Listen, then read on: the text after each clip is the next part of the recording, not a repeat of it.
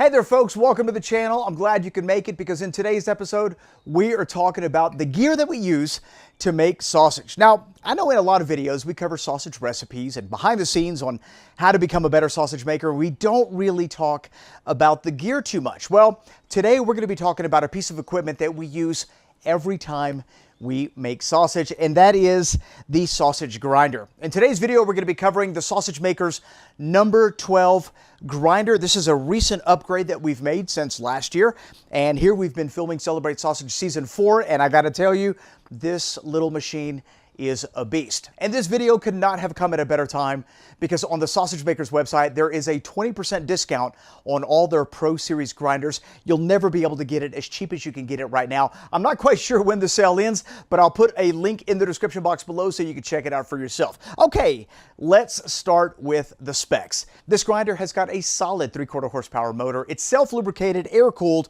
with steel gears, which means this will grind any meat you throw at it. This is a heavy-duty 46-pound grinder, and there's a very well-constructed handle right at the top that allows you to move it if you need to. There's also, at the bottom, rubber feet that provide an excellent grip on your countertop, officially making this grinder non-slip. For those of you that have been here for some time, you'll remember that we've been using the number 12 economical grinder for the past 2 years. And this year, I thought we would upgrade. And let me tell you, even though this is also a number 12, the differences between the two are astounding. For starters, this Pro Series grinder does not require the same cool down period that the economical grinder did. We can actually grind a whole lot more meat at one time without having to let the machine cool down, which for me is incredibly important. The other thing that I noticed was the sound. Now, some of the other grinders we've used have been incredibly noisy. I wouldn't consider this to be a quiet grinder, but at the same time, I wouldn't consider this to be an extraordinarily noisy grinder.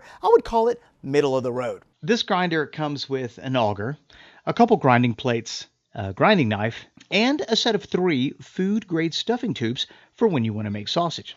To assemble the stuffing tube, just take the ring, slide it over the stuffing tube that you want, give it a little twist, it locks it in place, and then place it onto your grinder. And that's it.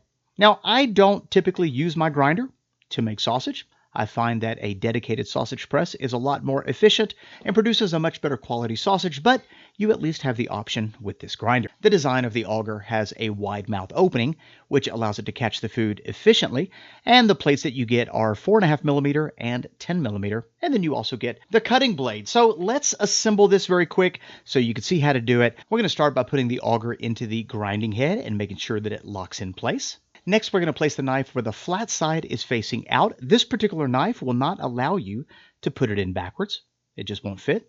So the only way to put it in there is just like so, where the flat side faces out. And then we're going to come back with our plate, lining up the notch at the bottom. And finally, we'll screw the locking ring on. That's going to secure everything in place.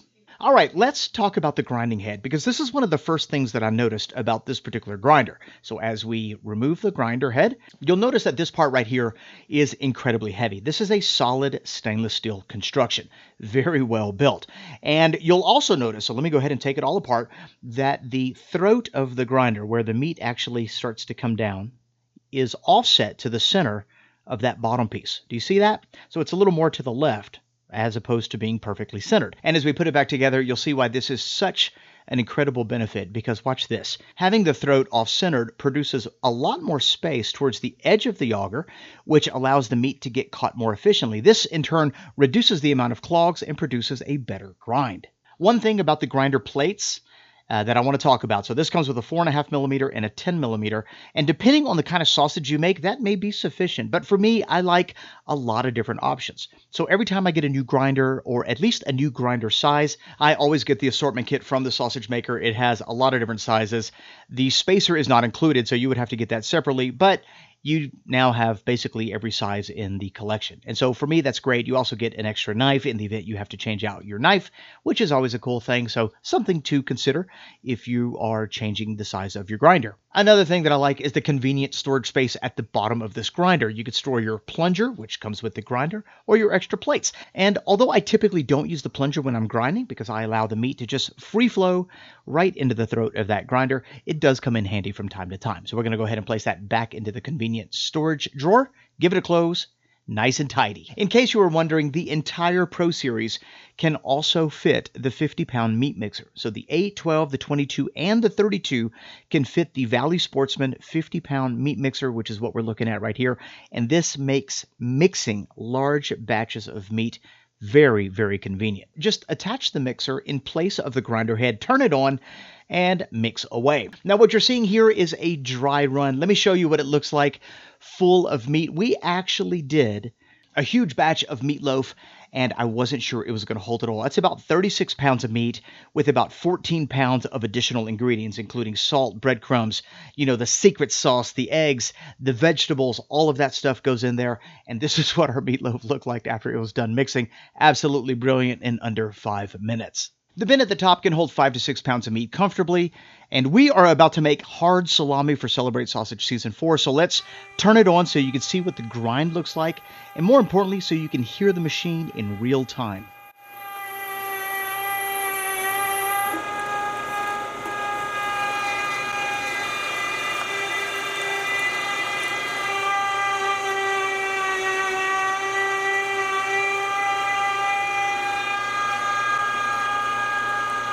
All right, folks, that's the rundown on what is quite possibly my favorite grinder right now. This is the number 12 Pro Series from the Sausage Maker. In this series, they have a number 8, the number 12, the number 22, and the number 32. You are going to be seeing a lot of this grinder in our videos. It is easy to set up, it's heavy duty, it's easy to clean, and through the year, I'm going to be sharing some tips on how to get the most out of this particular grinder, how to keep your blade sharp, how to keep it from overheating while you're grinding meat, things like that. I'm gonna be completely honest with you. We have used our fair share of grinders over the course of the last 7 or 8 years. And I like the Pro Series so much. Not only the design, the heavy duty construction, the solid stainless steel, the way that it grinds.